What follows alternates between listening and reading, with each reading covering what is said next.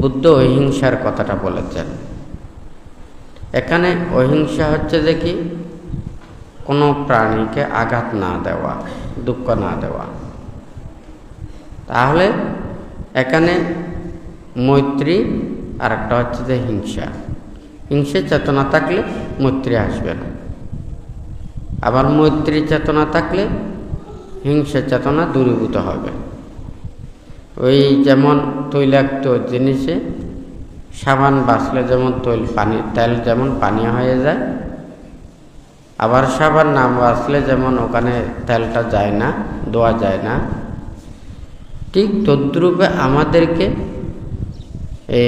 মৈত্রী চেতনা উৎপন্ন করা, অহিংসা চেতনা জাগ্রত করা, হিংসা পরিত্যাগ করা, তারপরে ত্যাগের দিকে ধাবিত হওয়া, বিরাগ চেতনা জাগ্রত করা। বুদ্ধ আমাদেরকে অনেক প্রকারের শিক্ষাগুলো দিয়েছেন। যেমন মরণানুস্মৃতি ভাবনা বলে, যেমন কেউ যদি প্রিয় আপনজন কেহ মারা যায়, ওই জায়গাতে আমরা যখন উপস্থিত হই তখন মনের মধ্যে কোনো আনন্দ লাগে না, তখন মানুষের মধ্যে হাসি পায় না। তাহলে এই বুদ্ধেরও যাহা কিছু উপদেশ, এখানে এই উপদেশের মাধ্যমে আমাদের প্রমত্ত চেতনা জাগ্রত হবে। তাহলে আমরা যা কিছু দেখি এবং শুনি, এখান থেকে মনটা উৎপন্ন হয়। ভালো কিছু দেখলে আমাদের ভালো চেতনা উৎপন্ন হয়, আবার খারাপ কিছু দেখলে সেটা খারাপ চেতনা উৎপন্ন হয়। ভালো কিছু শুনলে তখনও আমাদের ভালো লাগে, আবার খারাপ কিছু শুনলে আমাদের খারাপ লাগে। এখন বুদ্ধির যা কিছু উপদেশ, এগুলো হচ্ছে যে ত্যাগধর্মী এবং বিরাগধর্মী। এই ধর্ম শ্রবণ করে যদি আমাদের সন্দেহ উৎপন্ন হয়, মিথ্যে দৃষ্টি জাগ্রত হয়, ধর্মের প্রতি অশ্রদ্ধা উৎপন্ন হয়, অভক্তি উৎপন্ন হয়, অবিশ্বাস উৎপন্ন হয়, এটা কিন্তু বুদ্ধের ধর্ম না। কিন্তু আমরা তো সাধারণত এগুলো বুঝতে পারি। বাজারের মধ্যে যেমন অনেক কিছু ওখানে জিনিস দেখা যায়, এগুলো ওখানে ফরমালিন কিনা, এটা পরিশুদ্ধ আছে কিনা, এগুলো ম্যাজিস্ট্রেট এসে ওগুলো পরীক্ষা নিরীক্ষা করে ওখানে ধরতে পারে। যতক্ষণ আসে ততক্ষণ, এরপরে আবার ওই জায়গাতে চলে যায়, হয় না কিনা। এখন ধর্মের ব্যাপারে যদি আমরা এটা খুব সহজেই এটা বুঝতে পারি, কিন্তু আমরা এটা বোঝার জন্য চিন্তা করি না। তো এখন ওখানে কিভাবে মিথ্যা দৃষ্টি এবং ভ্রান্ত চেতনা, অকুশল চেতনা, এগুলো আমাদের মনকে থেকে দূরীভূত করতে হবে। যেমন অনেকেই বলে থাকেন, এইভাবে ত্যাগময় জীবন যাপনের কারণ কি? এইভাবে ত্যাগ অনুশীলন না করে আমরা ঘরে বাড়িতে দিনে রাতে ভাবনা করলে অসুবিধে কি? অনেকে চিন্তা করে এটা। তাহলে তো ঘরে বাড়িতে সবাই দিনে রাতে ওখানে ধ্যান করলে সবাই ওখানে থাকতে পারত, কিন্তু আসলে সেই পরিবেশটা এখানে মানায় না। যেটা নির্জনতায় মানায়, এটা কোলাহল যুগতে ওখানে কখনো এটা মানায় না। সব সময়ই দেখা যায় বুদ্ধের এই ধর্ম নীতি শিক্ষাটা ত্যাগের দিকে। তবে পারা যায় সবাই যদি এই ত্যাগের প্রতি যদি অনুরক্ত হয়, এটা ধাবিত হয়, এই দিকেই যদি সবাই যদি তার মতো জীবন আচরণ করে, তাহলে ওখানে সুবিধা হয়। আর বাদবাকি জায়গায় কিন্তু এটা সুবিধা হয় না। বুদ্ধ সেই জন্য ওখানে প্রতিরূপ দেশে অবস্থানের জন্য বুদ্ধ মঙ্গলের কথাটা বলেছেন, হয় নাকি না? তো এখন এই বিরাগ চেতনাটা কি? এখন বান্তে যে কথাটা বলেছেন, এটা মিথ্যে দৃষ্টি উৎপন্ন করা। বুদ্ধ এবং বুদ্ধ প্রমুখ ভিক্ষু সংঘরা দেখা যায়, তখন হাজার হাজার লক্ষ লক্ষ কোটি কোটি ওখানে ভিক্ষু সামনরা, ওনারা কোথায়? বনে জঙ্গলে, নির্জন অরণ্যে ওখানে ধ্যান সমাধি করেছেন। আচ্ছা, তখন কি ওখানে কোনো বিহারের অভাব ছিল? ওখানে ঘর বাড়ির কি অভাব ছিল? তখন কি মানুষেরা ঘর বাড়িতে থাকতো না? হ্যাঁ, তাহলে ওনারা সংসার ত্যাগ করে বনে জঙ্গলে নির্জন অরণ্যে মানুষ থেকে দূরে কেন অবস্থান করেছেন? তখন তো বুদ্ধ জীবদ্দশায় ছিলেন। বুদ্ধের জ্ঞান কি কম ছিল? হ্যাঁ, তাহলে বুদ্ধ যেটা বুদ্ধ প্রমুখ অতীত ত্যাগীগণ যেই কর্মপথ ধারণ করেছেন সেই কর্মপথেই বুদ্ধ চলেছেন। তাহলে আমাদেরকেও যে সেই চিন্তা করতে হবে, সেই কথাটা ভাবতে হবে। তা এখন আমাদের বর্তমান সময়ে অনেকে এগুলোকে মানুষের কাছে বলে থাকে, এত ধরনের রং বেরং করে কোনো লাভ আছে? হ্যাঁ, ঘরে বসে সুন্দর করে দিনে রাতে ধ্যান ভাবনা করবেন, হ্যাঁ, আর শিল পালন করবেন, সব কিছু ঠিক আছে। এখন দেখা যায় এখানের মধ্যে এটা কতটুকু মানুষের অন্তরের মধ্যে ধর্ম চেতনা জাগ্রত করতে পারে, এটা ততটুকু সম্ভব নয়। কারণ গরম পানিতে ওখানে মাছ থাকে না, ঠান্ডা শীতল পানি লাগে, গরম পানিতে মাছ থাকে না। এমনি সাধারণত দেখা যায় ওখানে যেমন যখন চোখ খুলে তখন মানুষের রূপ আকৃতি সব কিছু দেখা যায়। যখন কান দিয়ে ওখানে শব্দ শুনে, সব কিছু এখানে প্রমত্ত করে শব্দ শুনে, ওখানে তার ধ্যান হবে না। বুদ্ধ ওই নির্জনতাকেই বুদ্ধ এই নীরব নিস্তব্ধ ত্যাগময় কর্ম ধ্যানময় করার জন্য উপদেশ দিয়েছেন। সেই জন্য ওখানে ত্রিপিটকের পাতায় পাতায় লেখা আছে আড়াইয়া গাতবা, রুক্ষ মূল গাতবা, সুইয়াগার গাতবা, এই কথাটা বলেছেন। তো বুদ্ধ তো ওই কথাগুলো মানে নাও বলতে পারতেন, কিন্তু এই কথা তো বলেছেন। যখন আমি যদি সেই কর্মপথকে ধারণ না করে আমিও এই ত্যাগের কর্মপথে বিশ্বাসী নয়, আমিও এটা চলি না, এটার প্রতি আমার যথাযথ শ্রদ্ধা নেই, আমিও যদি অপরজনকে যদি এইভাবে যদি উৎসাহিত করি, হ্যাঁ, নিজের মতটাকে যদি প্রাধান্য দিই, তাহলে এটাইও ধর্ম হতে পারে না। কারণ এটা মানুষের মনকে আরো বেশি ওখানে যে একটা ত্যাগময় জীবন ধারণের প্রতি যে একটা শ্রদ্ধা ভক্তি বিশ্বাস, এটা নষ্ট হতে পারে, হয় নাকি না? তাহলে আমাদের উচিত একটু করে হলেও মানুষের মনের মধ্যে যাতে বিরাগ চেতনা জাগ্রত করে। হ্যাঁ, যেই জায়গাতে ওখানে কোনো মানুষের সারা শব্দ নেই, নীরব নিস্তব্ধ, বাহ্যিক কোনো রূপ রং বৈচিত্র্য কোনো কিছু দেখা যায় না, সেই স্থানেই সবচেয়ে আসলে ধ্যান করার উপযোগী। হ্যাঁ, তা আমরা সেই পরিবেশে যখন ওখানে কিছুক্ষণ থাকলেও ওখানে সেই অনুভূতিটা বুঝতে পারবে, কিন্তু আর অন্য কোনো জায়গাতে নয়। তবে প্রাকৃতিক সৌন্দর্য জায়গাতে খারাপ হয় না, যেখানে কোনো বাহ্যিক কোনো কোলাহল নেই, নীরবতা থাকে বা প্রাকৃতিক যদি সৌন্দর্য থাকে, ওখানেও ধ্যান করা যায়। কিন্তু প্রমত্তকর শব্দ থেকে প্রমত্তকর রূপ থেকে দূরে থাকতে হবে। তাহলে সেই জায়গাটাকে বুদ্ধ মানে ধ্যান উপযোগী স্থান বুদ্ধ বলেছেন। কিন্তু এটাকে অনেকেই মানে চিন্তা না করে ওখানে মশা কামড় দেবে, জ্বর বৃষ্টি ঠান্ডা গরম আরও কত কিছু, হ্যাঁ, তো এতগুলো অনর্থক কষ্ট করে আমাদের কোনো কিছু লাভ নেই। কিন্তু দেখুন, এই দেহটাকে যত আরাম দেবেন, যত সুখ দেবেন, তত সুখ চায়। হ্যাঁ, তো এই দেহকে জয় করার জন্য আমাকে দুঃখ উপলব্ধি করতে হবে। দুঃখ উপলব্ধি করতে না পারলে এই দেহটা দুঃখ, এটা আমাদের উপলব্ধি করতে হবে। কিন্তু কয়জন আমরা দুঃখ উপলব্ধি করি? হ্যাঁ, আমরা এই দেহটাকে সুখ ভাবি, একটু করে কষ্ট পেলে সাথে সাথে মানে ডাক্তারের কাছে। হ্যাঁ, মানে এই দেহের দুঃখটা আমরা একটুই সহ্য করতে পারি না।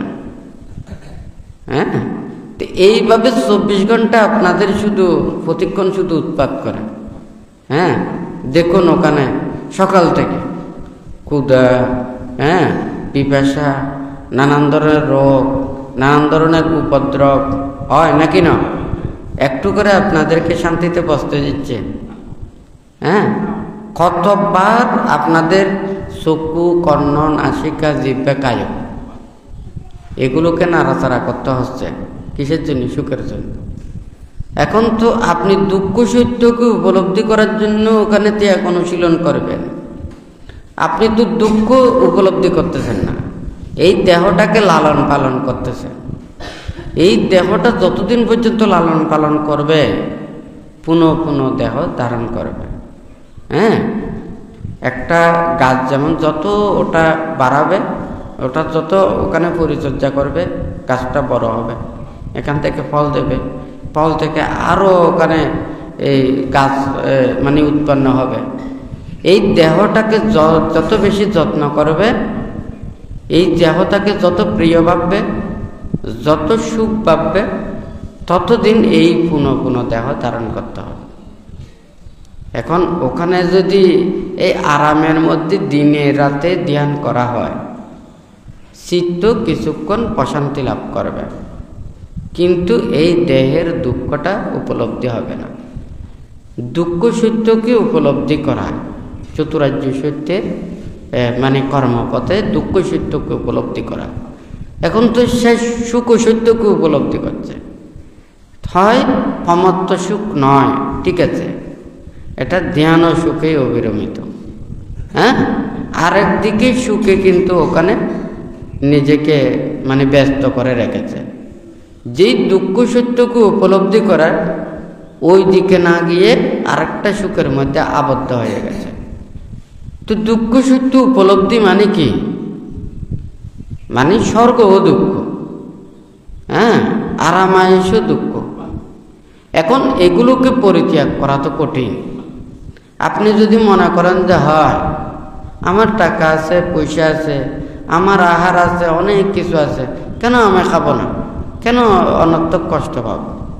হ্যাঁ, আমার তো কোনো আহারের অভাব নেই, আমি তো সারা দিন রাত্রি খেতে পারি। কিন্তু এখন এই সুখের জন্য আপনার চিত্তকে স্থির রাখতে পারছেন না। চিত্তটাকে স্থির করতে হবে। যত বেশি ওখানে এই দেহর প্রতি মানে চিত্ত নাড়াচাড়া করবে, তত বেশি অস্থির হয়ে থাকবে। দেহের উপরে দেহটাকে জয় করতে পারলে ওনারা মুক্তি লাভ করতে পারে। এখন ওর মন থাকবে ওখানে দেহের মধ্যে। হ্যাঁ, দেহ ছাড়া মানে ওর মন আর বাইরে নিতে পারে না। দেহের সুখেই ও সুখী হয়। সে তো দেহের দুঃখ ভাবে না। দেহের দুঃখ না ভাবলে, এই জ্ঞান উৎপন্ন না হলে এই দেহ থেকে মুক্তির জন্য চিন্তা করবেন। হ্যাঁ, একটা বাড়িতে একেবারে আরামে সুখে মানে ঘুম যাচ্ছে, হ্যাঁ, অথবা বসে আছে, একটা বিষাক্ত সাপ যদি ওই ঘরের মধ্যে ফেলে দেওয়া হয়, তখন ওই মানুষটার কি মানে শান্তিতে থাকতে পারবে? তখন ওই বিষাক্ত সাপের যে সুবলের ভয়ে সে ওখান থেকে ফালানোর জন্য চেষ্টা করবে। তাহলে এখন এই বিষাক্ত সাপটা হচ্ছে যে আমাদের দেহ। হ্যাঁ, আপনারা তো এই দেহটাকে কি করছেন? বিষাক্ত সাপটাকে লালন পালন করতেছেন। এটা সুযোগ পেলেই ওখানে চবল মারবে, হয় নাকি না? তাহলে এই দেহটাকে জয় করতে হলে দেহের মধ্যে যতগুলো আছে, গত সপ্তাহে বানতে বলেছেন এই যে ক্রোধ পরিত্যাগ করো, মান অহংকার পরিত্যাগ করো, সংযোজন ধ্বংস করো, কায়কে সংযত করো, মনের পাপ দূরীভূত করো। হ্যাঁ, এই 5টা কথাগুলো ওখানে বুদ্ধির ধর্মপথের গাথা উপদেশগুলো দিয়েছে। এখন এই দেহের যত প্রকারের অকুশল আছে, অকুশল ওখানে অনেক প্রকার। যেমন ওখানে কায়ের দ্বারা পাপ না করা, আপনারা পঞ্চশীল নিয়েছেন। পঞ্চশীল ওখানে মানে 4টা কায়ের, একটা হচ্ছে যে বাক্যের, মিথ্যা কথা না বলা, আর বাকি 4টা হচ্ছে যে কায়ের। তাহলে কায়কে সংযত করেছেন, তারপর বাক্যটাকে সংযত করেছেন। যখন ওখানে অষ্টশীল দেবে তখন কিন্তু তার আরও কিছু ইন্দ্রিয় সংযমত করাছে, নাচ গান বাদ্য এগুলো থেকে দূরে থাকবে, হ্যাঁ, আহার সংযমতা করবে, হ্যাঁ। এইভাবে ওখানে ত্যাগ অনুশীলনের ধাপে ধাপে বুদ্ধ এই উপদেশগুলো দিয়েছেন, হ্যাঁ। তো এখানে কথাটা হচ্ছে যে কি, মনে করেন ওখানে আমার সব কিছু আছে, আমি খেলে ঘুরলে বেড়ালে আনন্দ করলে আমোদ করলে এখানে অসুবিধে কি? তখন মনটা থাকবে বাহিরের জগতে, ভিতরের জগতে যাচ্ছে না। ভিতরের এটা একটা আরেকটা জগৎ, হ্যাঁ, আর বাহিরেরটা আরেকটা জগৎ। এখন কেউ যদি ওখানে ভিতরের জগতে যেতে চায়, বাহিরের জগৎ পরিত্যাগ করতে হবে। যেমন ওখানে চোখ খুললে ওখানে নানান কিছু দেখা যায়, আর চোখ বন্ধ করলে ওখানে অন্ধকার। আমি যেমন অন্ধকার দেখবো, হয়তো আরেকজনও অন্ধকার দেখবে, সবাই একই ধরনের দেখে। কিন্তু বাইরে যখন দেখে এখানে কিন্তু রূপ রং বৈচিত্র্য বিভিন্ন ধরনের, এই বিভিন্ন ধরনের দেখা থেকে বিভিন্ন ধরনের চিন্তা উৎপন্ন হয়। সে তো কিন্তু ভিতরের জগতে যায় না, সে বাইরের জগতেই থাকে। এখন ভিতরের জগতে যেতে হবে। এখন ভিতরের জগতে যেতে হলে ওখানে যত প্রকারের সংযোজনগুলো আছে, লোভ দেশ মোহ আছে, ক্লেশ আসক্তিগুলো আছে, এগুলো সব পরিত্যাগ করতে হবে। তো এগুলো পরিত্যাগ করার জন্য অনেক প্রকারের কৌশল আছে, অনেক প্রকারের কর্ম আছে। এই ব্রতগুলো দিয়েছে যে ওই ধরনের, কারণ এক একটা ব্রত দিয়ে এক একটা ওখানে কর্ম সাধন করা যায়। যখন যত বেশি আরাম পাবে দেহে, ওখানে ঘুম আসবে, তন্দ্রা আসবে, অলসতা আসবে, হয় নাকি না? কিন্তু সে যখন ওখানে বাইরে রোদের মধ্যে থাকবে তখন কিন্তু ঘুম আসবে না। যখন বৃষ্টি পড়বে, খুব বেশি ঠান্ডা, তখন কিন্তু এত বেশি ওখানে আরামায়েশ পাবে না, ঘুমও তত বেশি আসবে না, হয় নাকি না? এটা তো একটা ঔষধ। কারণ ওই কর্মপথ অনুশীলন করলে অটোমেটিক ওইদিকে এটা মানে ধাবিত হবে। আর সে যখন অরণ্যে থাকবে, লোকালয় থেকে দূরে থাকবে, মানুষের রূপ রং বৈচিত্র্য দেখবে না, ওখানে কোনো প্রকারের শব্দ ওখানে শুনবে না, মন চিত্ত অটোমেটিক আস্তে আস্তে সেটা শান্ত হবে, হয় নাকি না? আর বাইরে যদি এখানে হয় তাহলে ওখানে যতই চেষ্টা করুক না কেন, যেমন গাড়ি চালালে, বাজারের মধ্যে যদি গাড়ি চালা, ওখানে কিন্তু খুব কষ্ট হয় গাড়ি চালাতে। আর যদি ওখানে যানজট যেখানে থাকে না, খোলা মেলা থাকে, ওখানে আরামে গাড়ি চালানো যায়। তাহলে যত বেশি এই মানে জঞ্জালের মধ্যে, লোকালয়ের মধ্যে, শব্দের মধ্যে, নানান কিছু এগুলোর মধ্যে থাকলে ওখানে চিত্তকে সংযমিত করা মানে কঠিন। যার কারণে ওই নির্জনতা, নীরব নিস্তব্ধতাকে ওখানে বুদ্ধ ধ্যান করতে বলেছেন। এখন যদি ওখানে ধ্যান করতে যায়, ওই আপনাদেরকে বলেছে যে কি কতক্ষণ পর্যন্ত আপনি ওখানে মানে একচিত্তে বসে থাকতে পারবেন। এখন খানিক পরে ক্ষুধা আসবে, খানিক পরে পিপাসা আসবে, খানিক পরে এখানে যেতে হবে, খানিক পরে এখানে যেতে হবে, হয় নাকি না? খানিক পরে বলবো যে ওষুধ খেতে হবে, হয় নাকি না? তাহলে 24 ঘন্টার মধ্যে এই দেহটাকে কতবার নাড়াচাড়া করেছে। তাহলে ওখানে ওই একজন সাধক ওখানে এমনভাবে ওখানে থাকতে হবে, এই দেহটাকে বেশি নাড়াচাড়া করতে পারবে না। হ্যাঁ, দেহটা হচ্ছে, এটা হচ্ছে বানতে বলেছে যে কি দেহটা হচ্ছে যে পাত্রের মতো, হ্যাঁ, আর ওখানে পানিটা হচ্ছে যে মনের মতো। এখন দেহটা নাড়াচাড়া করলে, পাত্র নাড়াচাড়লে অটোমেটিক কি পানিও নাড়াচাড়া হবে। আপনার দেহ দ্বারা যত নাড়াচাড়া করবেন, ইন্দ্রিয়গুলো যত নাড়াচাড়া করবেন, চিত্তও ওখানে টলমল হবে, হয় নাকি না? তাহলে দেহটা যাতে ওখানে নাড়াচাড়া করতে না পারে, যেখানে সেখানে যেতে না পারে, হ্যাঁ, তাহলে মন চিত্তটা যাতে স্থির হয়, সেই জন্য বুদ্ধ এই উপদেশগুলো দিয়েছে। না হলে এত শীল বিনয়গুলো কেন? হ্যাঁ, এই যত বেশি শীল বিনয় এগুলো আচরণ করবে, সে তত বেশি ওখানে মানে ধ্যান করতে সুবিধা হবে। কিন্তু ওই নীতিমালাগুলো না থাকলে তাহলে আপনারা কি করবেন? পঞ্চশীলে তো আর বেশি কিছু নেই, খানিকক্ষণ ধ্যান করবে, তারপরে উঠে যা ইচ্ছে তা করবেন, হয় নাকি না? বা কি খুশি, যেখানে সেখানে ঘুরানো যায়, বেড়ানো যায়, দেখা যায়, শোনা যায়, কোনো কিছুতে মানা নেই। পুরো পৃথিবীতে যেখানে ইচ্ছে সেখানে ঘুরানো যায়, বেড়ানো যায়, হয় নাকি না? দেশ দুনিয়া কত সুন্দর না, সিনারিগুলো কত সুন্দর না, স্বর্গ কত সুন্দর না। এই সুন্দরগুলো দেখার জন্য এই আজীবন শুধু ঘুরতে হবে। এখনও তো ওই বানতে বলেছে যে এই দেহটা তো এটা বিষাক্ত সাপের মতো। এখন তো সাপকেই তো আপনি লালন পালন করতেছেন, হয় নাকি না? তাহলে যতক্ষণ না পর্যন্ত এই দেহটা দুঃখ এটা উপলব্ধি হবে না, পুনঃ জন্ম দুঃখ এটা উপলব্ধি হবে না, ততক্ষণ পর্যন্ত এই দুঃখ সত্যের দিকে ওখানে জ্ঞান লাভ করা সম্ভব না। কিন্তু ওখানে ধ্যান প্রথমে করতে হবে, কারণ অস্থিরতা কমানোর জন্য। একজন মানুষের মন যখন অস্থির, চঞ্চল, বিক্ষিপ্ত, রাগান্বিত হয়, তখন সে মানে নানান প্রকারের অকুশল কর্ম করে থাকে। তখন ওই মন চিত্তটাকে স্থির করার জন্য ধ্যান ভাবনা করতে হবে, হয় নাকি না? পাশাপাশি এটা দিন দিন বর্ধন করতে হবে, যাহাতে মনের যত কিছু আছে এই সংযোজন ক্লেশগুলো ধ্বংস করতে হবে। হ্যাঁ, এগুলো করতে না পারলে তাহলে আবার এটা এই মানে দুঃখ সত্যকে উপলব্ধি না করলে ওখানে প্রজ্ঞা লাভ সম্ভব না। বুদ্ধির সময় ওখানে এই সবাই ওখানে ত্যাগ অনুশীলন করার জন্য কেউ কারোর সাথে কোনো কথা বলতো না, শুধু প্রয়োজন ব্যতি রেখে, ধর্ম উপদেশ ব্যতি রেখে, নিজের ব্রত কর্মের এগুলো ব্যতি রেখে ওনারা কথা বলতেন। যার যার শিক্ষা উপদেশ এগুলো নিয়ে, হ্যাঁ, শীল ব্রত এগুলো আচরণ করে ওনারা নীরবে যার যার কর্মে ওখানে রত থাকতেন। কেউ কাউকে ওখানে বিরক্ত করত না, নীরব নিস্তব্ধভাবে ওখানে জীবন অতিবাহিত করতেন।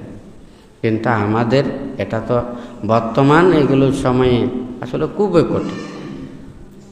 একটা দেশে যখন আইন করে, সেই আইনটা দেশ পরিচালনা, মানুষদেরকে কিভাবে শৃঙ্খলায়, মানুষের জননিরাপত্তা কিভাবে দিতে হয়, সেইভাবেই ওনারা আইন করে। মানুষের কল্যাণের জন্য, দেশের মঙ্গলের জন্য, সবার শৃঙ্খলার জন্য ওখানে করে থাকে। কিন্তু যখন আমরা ধর্ম চিনতে দিয়ে ওখানে দেখা হয়, এটা যদি ধর্মের সাথে যদি, এটা ত্যাগ অনুশীলনের সাথে যদি না মিলে, তখন ওই নিয়ম নীতি আচরণ করতে গিয়ে দেখা যায় ওখানে আর এই নিয়ম নীতিগুলো মানে মুক্তির কর্মপথের চিন্তাগুলো ওখানে আসতে পারে না। তো সেই জন্য ওখানে পরিবেশটা প্রয়োজন। বুদ্ধির সময় তো রাজা মহারাজারা তখন ত্যাগীদের প্রতি শ্রদ্ধাশীল ছিল, সম্মান করত, ভক্তি করত, তাদের প্রতি একটা আলাদা বিশ্বাস ছিল। মানে বুদ্ধ এবং বুদ্ধের শিষ্যরা ওনারা কোনো পক্ষপাতিত্ব করতেন না, ওনার রাষ্ট্রের কোনো বিদ্রোহিতা করত না, কোনো জনসমাজের মধ্যে কোনো ধরনের সংঘর্ষের মধ্যে জড়িত হতো না, মানুষের লোকালয়ের বিভিন্ন কর্মের সাথে ওখানে কোনো জড়িত থাকতো না। কিন্তু আমাদের এখন বর্তমান সময়ে তো বুদ্ধির সমকালীনের মতো নয়। হ্যাঁ, এখন বরঞ্চ দেখা যায় সংসারের আপনাদের যত জামিলাগুলো সব বান্তেদেরকে বলে। হ্যাঁ, এগুলোকে বলা উচিত? বলুন তো, আপনাদের যত সমস্যা সব কিছু বান্তেদেরকে বলে, এটা বলা উচিত? হ্যাঁ, এটা তো উচিত না। আপনারা মনে মনে প্রার্থনা করবেন, শীল প্রতিপালন করবেন, ধর্মের কাছে এটা প্রার্থনা করে আমার এই শীল প্রতিপালনের মাধ্যমে, পুণ্যকর্মের মাধ্যমে আমার রোগ শোক ভয় উপদ্রব যাহাতে এখান থেকে আমি রেহাই পাই, হয় নাকি না? এখন যদি আপনাদের নানান সংস্কারগুলো যদি এগুলো যদি আবার বান্তেদেরকে বলেন, এগুলো খান দিয়ে শোনা হয় না, হয় নাকি না? এটা তো উচিত না। হ্যাঁ, কিন্তু আমাদের তো যা একজন বানতে ওখানে একটা গ্রামের মধ্যে, হ্যাঁ, ওখানে 100 পরিবার, 200 পরিবার, হ্যাঁ, 250 পরিবার মানুষ, হ্যাঁ, এতগুলো মানুষদেরকে কি শিক্ষা দেবে? হ্যাঁ, এই সবগুলোকে এগুলো এই ধর্মের কাজ এগুলো করতে করতে ওই বান্তের কোনো আর ধ্যান সমাধির কথা চিন্তাও করতে পারে না, ধর্মের কথা ভাবতেও পারে না, নিজেরও অগ্রগতি হতে পারে না। তা আমাদের এটা উচিত কি? আমাদের প্রত্যেকেরই উচিত ওনারা বান্তারা যাতে ধ্যান সমাধি করতে পারেন, হ্যাঁ, ওনারা নীরব নিস্তব্ধভাবে ওনারা মানে যাতে নীরবতায় ওনারা ধ্যান চর্চা করতে পারেন, ওনাদেরকে যাতে নানান প্রকারের যাতে উপদ্রব না করে। হ্যাঁ, তো এই ওনারা যদি যত বেশি ওনারা শীল পালন করবে, ধ্যান সমাধি করতে পারবে, প্রজ্ঞা লাভ করতে পারবে, আপনারা চতুর্ভৈত্যাদি দিয়ে একটা বন্দনা করিও যেই পুণ্য লাভ করা যায়। বুদ্ধ বলেছে যে যারা মিথ্যে দৃষ্টি প্রতিপন্ন তাদেরকে সারা জীবন ভরে সেবা যত্ন করার চাইতে সম্মুখ দৃষ্টি প্রতিপন্ন তাদেরকে একটা নমস্কার করাবো, বন্দনা করাবো, এটা অনেক বেশি পুণ্য হয় নাকি না? এখন আপনারা কেউ কোনটা পছন্দ করেন?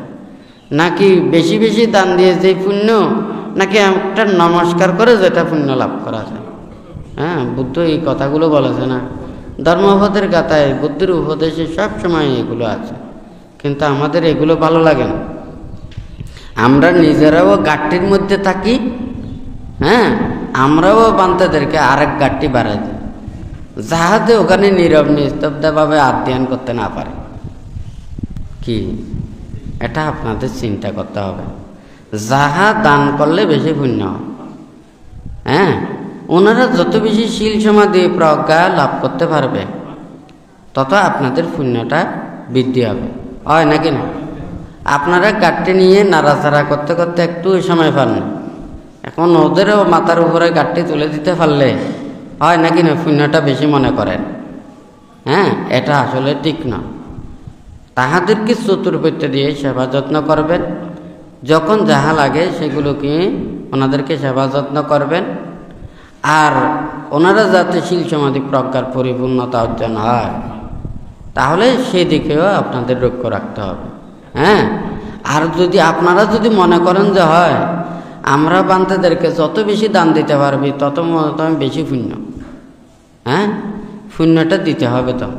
হ্যাঁ, ওনারা যত বেশি পুণ্য অর্জন করবেন আপনাদেরকেও পুণ্যের অংশীদার করতে পারবে।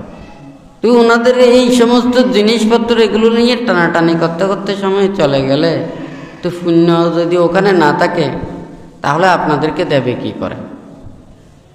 হ্যাঁ, ঠিক আছে না?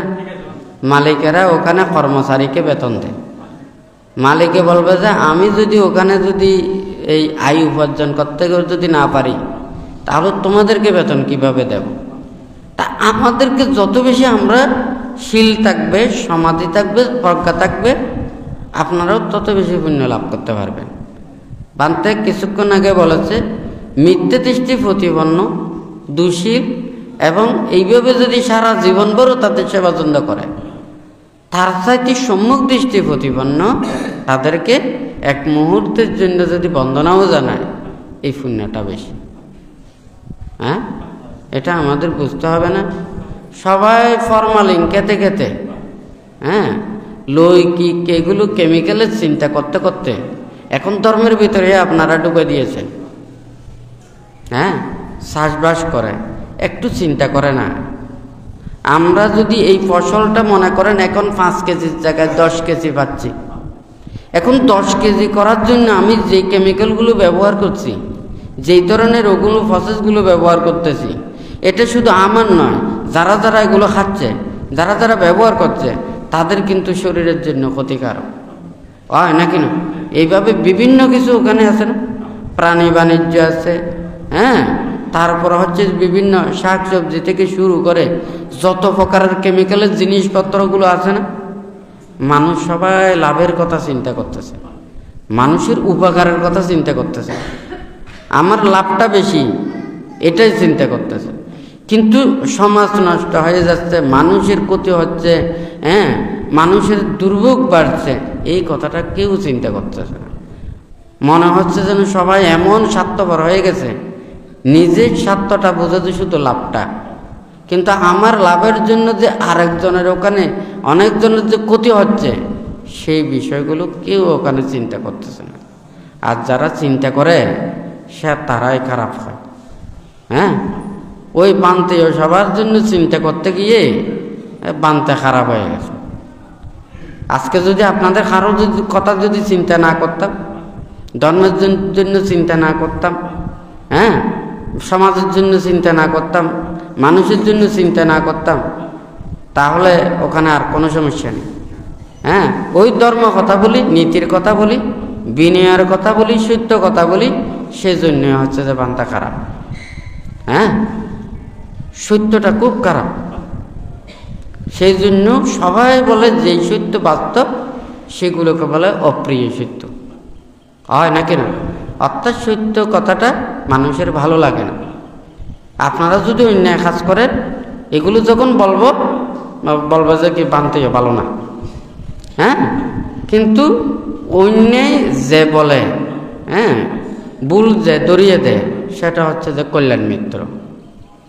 যে ভালো হতে চায় সে মানে খারাপটা চললে সে খারাপটা পরিত্যাগ করে, কিন্তু যে ভালো হতে চায় না তাকে খারাপটাকে বলা মানে কি সেও আমাকে শত্রু মনে করা। হ্যাঁ, তা আজকে তো আপনাদেরকে এগুলো নাও বলতে পারতাম, মানে এই ধর্মের কথা, নীতির কথা, সত্য কথা এগুলো নাও বলতে পারতাম। ওইগুলো না বললে বানতে ঠিক আছে, বানতে কি বলবে? বানতে শুধু আশীর্বাদ দেবে, আর অন্য কোনো কিছু না। মুখ দিয়ে কথা বলতে হবে, তো ধর্ম কথা বলতে হবে, মানে বিরাগের কথা বলতে হবে, ত্যাগের কথা বলতে হবে, যে কথাগুলো শুনলে মানুষের মনের মধ্যে পাপটা দূরীভূত হয়, সন্দেহ দূরীভূত হয়, মিথ্যে দৃষ্টি দূরীভূত হয়। হ্যাঁ, তাহলে সত্যের পথে আসে, নীতির পথে আসে, ধর্ম পথে আসে, ভালো পথে আসে। সেই কথাগুলো তো বলতে হবে। মানে নীরবে নীরবে তো সব কাজ হয় না, ওখানে নির্দেশনা দিতে হবে, হয় নাকি না?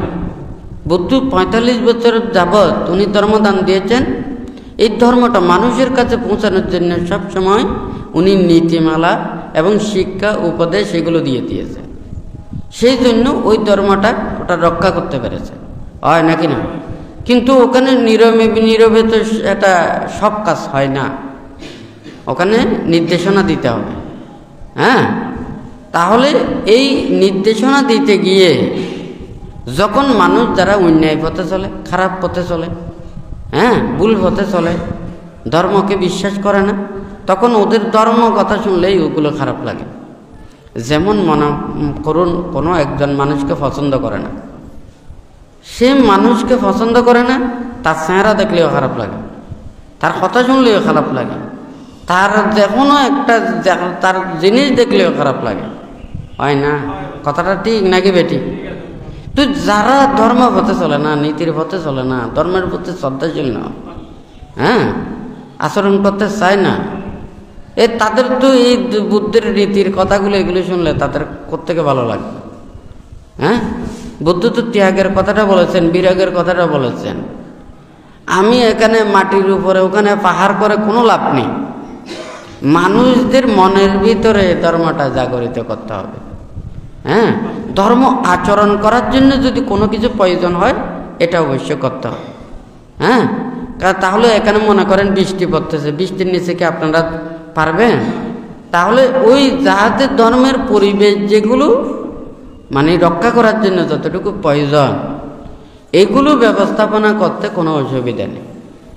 কিন্তু এখন যদি মনে করেন আমি যদি ওখানে শুধু উপরে উপরে পাহাড়গুলো ওখানে জমাই, এগুলো আমাদের পুণ্য হচ্ছে, তাহলে তো দেখা যায় বুদ্ধের সময়ে এই বড় বড় চৈত্য, বড় বড় বিহার ওখানে তো টালাটালি হয়ে যেত, হয় নাকি না? দেখা যায় ওখানে বিহারগুলো ছিল যে ধ্যান উপযোগী। এখন যেমন মনে করেন ওখানে শালবন বিহার, ওখানে সোমপুর বিহার বিভিন্ন, হ্যাঁ, ওখানে যে কুটুরি কুটুরি কুটুরি কুটুরি ওখানে সবাই যাতে ধ্যান ওখানে ভিক্ষুরা ধ্যান করতে পারে, হ্যাঁ, ধ্যান করার উপযোগী করে ওগুলো করা হয়েছে, হ্যাঁ, যাহাতে ওই জায়গাতে ধ্যান করা যায়, নীরব নিস্তব্ধভাবে থাকা যায়। তাহলে যে পরিবেশটা করতে হবে ধ্যান ভাবনা উপযোগী করে আমাদেরকে এই পরিবেশটা করতে হবে।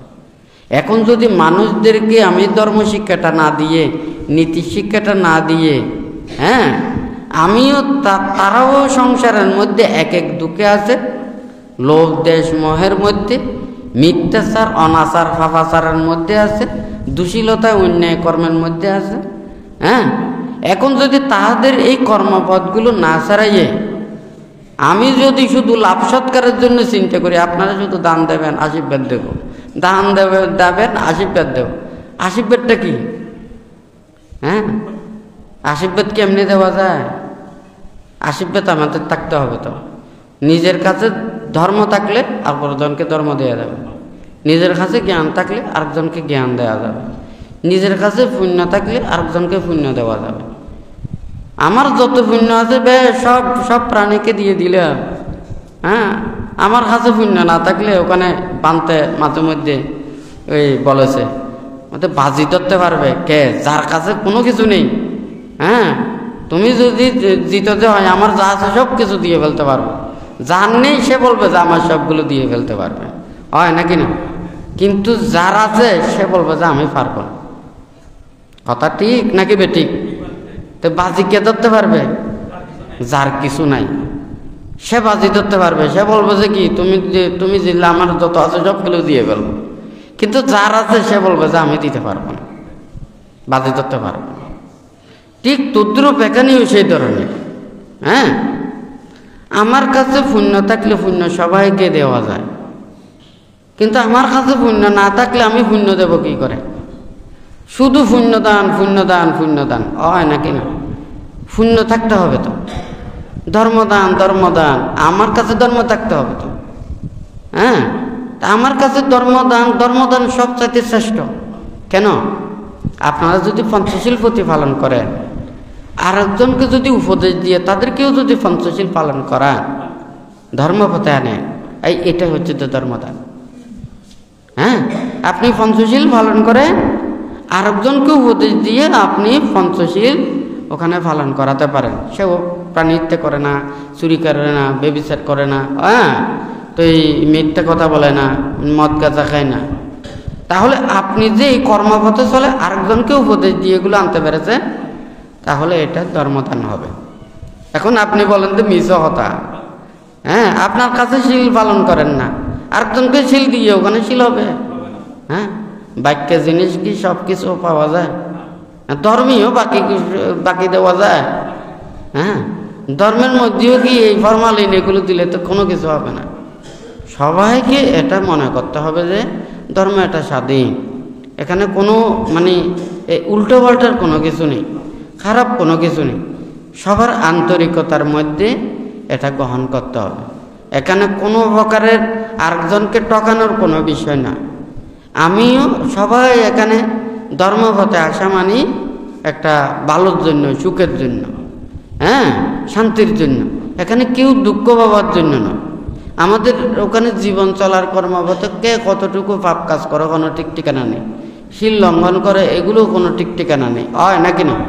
আমি ধর্ম কথা শুনে ধর্মস্থানে এসে যতক্ষণ পর্যন্ত অন্তত ধর্মস্থানে আসি ততক্ষণ পর্যন্ত মনের মধ্যে পাপ উৎপন্ন হচ্ছে না, খারাপ উৎপন্ন হচ্ছে না, খারাপ চিন্তা করতেছি না, হয় নাকি না?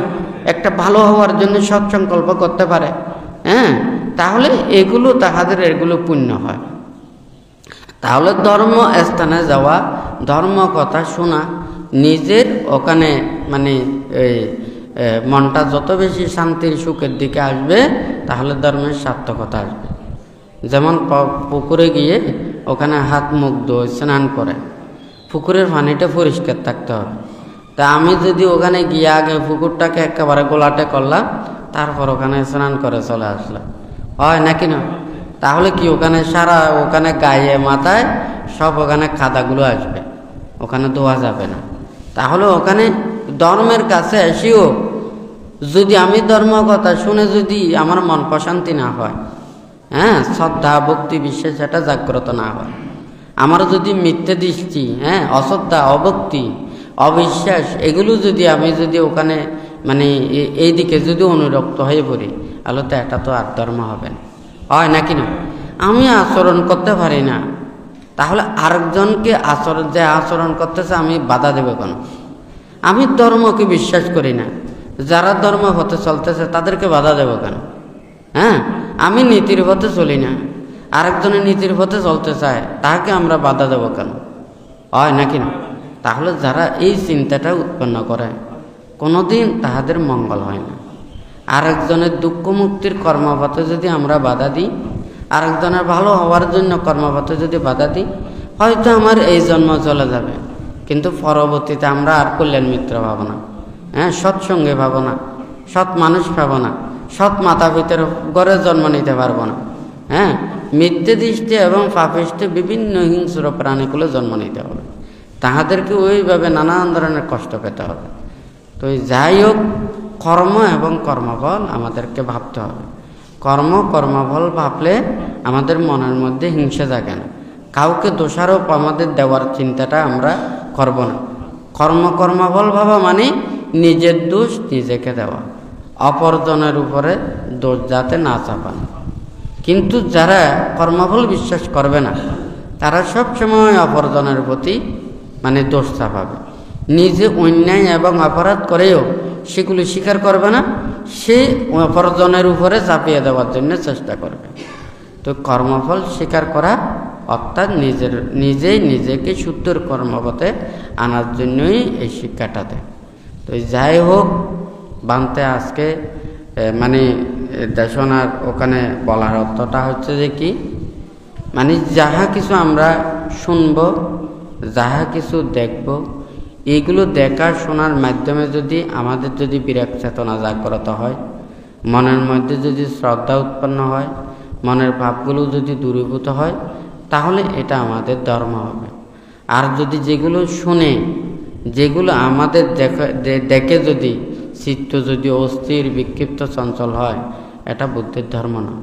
অশ্রদ্ধা উৎপন্ন হলে এটাও ধর্ম নয়। হ্যাঁ, মনের মধ্যে পাপ উৎপন্ন হলে এটাও ধর্ম নয়। তাহলে জন্মান্তর অবিশ্বাস যদি এটা যদি করে থাকে, তাও ধর্ম উৎপন্ন হতে পারে না। কর্মফল মনের মধ্যে উৎপন্ন না হলে তাও ধর্ম হতে পারে না, হয় নাকি না? ওই যে মনের মধ্যে চেতনাটা জাগ্রত করলে তখন আমাদের এটা তৃপ্তি লাগবে। হ্যাঁ, তো যাই হোক, বানতে আগামীতে হয়তো আজকে আপনারা যারা এসেছেন, আসলে ধর্ম দেশনা করতে হলে মনও ঠিক থাকতে হয়, শরীরও ঠিক থাকতে হয়, তারপর পরিবেশও ঠিক থাকতে হয়। মানুষের মন যদি একদিকে থাকে, ধর্ম আর একদিকে থাকে, ওখানে হয় না। মনের সাথে ধর্মটা ওখানে মিলতে হবে। তা আজকে যাই হোক, আপনারা যারা এসেছেন, আপনারা প্রত্যেকেই শিলপতি পালন করবেন, ধর্মপথে চলবেন, নীতির পথে চলবেন, কারো প্রতি হিংসা করবেন না, মান অহংকার করবেন না, লোভ দেশ মোহকে ধ্বংস করবেন।